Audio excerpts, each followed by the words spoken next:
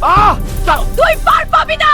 একটি জেলার চেকপোস্টে পুলিশ সদস্যদের দুর্নীতির বিরুদ্ধে দীর্ঘদিনের অভিযোগ ছিল। উপযুক্ত প্রমাণের অভাবে অসাধু কর্মকর্তাদের বিরুদ্ধে ব্যবস্থা নেওয়া যাচ্ছিল না। ডিএম মনিকা নিজেই একটি সাহসী পরিকল্পনা করেন। তিনি একজন সাধারণ নারীর ছদ্মবেশ ধারণ করে সেই বিতর্কিত চেকপোস্টে হাজির হন। ছদ্মবেশে ডিএম মনিকা দূর থেকে লক্ষ্য করেন একজন দারোগা একের পর এক গাড়ি আটকে চালকদের কাছ থেকে জোর করে টাকা আদায় করছেন। মনিকা তার বাইক নিয়ে সরাসরি সেই অসাধু দারোগার সামনে গিয়ে দাঁড়ান। দারোগা তাকে একজন সাধারণ পথচারী মনে করে ধমক দিয়ে বলেন, ম্যাডাম বেশি কথা বলবেন না, এখানে রুটিন চেকিং চলছে। তখন জেলা প্রশাসক অত্যন্ত শান্ত কিন্তু দৃঢ় কণ্ঠে উত্তর দেন, এটা চেকিং নয়, এটা সরাসরি দুর্নীতি। দারোগা রাগান্বিত হয়ে চিৎকার করে বলেন, এখানে আমার হুকুম চলে, আপনি কে আমার কাজে বাধা দেওয়ার? ঠিক সেই মুহূর্তে ডিএম মনিকা পুলিশের কলার ধরে বলেন, আমি এই জেলার ডিস্ট্রিক্ট ম্যাজিস্ট্রেট। নিজের ভুল বুঝতে পেরে মুহূর্তেই দারোগার চেহারা ফ্যাকাশে হয়ে যায়। সেই অসাধু কর্মকর্তাকে হাতে নাতে গ্রেফতার করান। কিন্তু আমার কষ্ট একটাই, তোমরা লাইক কমেন্ট শেয়ার করো না। আমাকে ভালোবাসলে ভিডিওটি শেয়ার করো।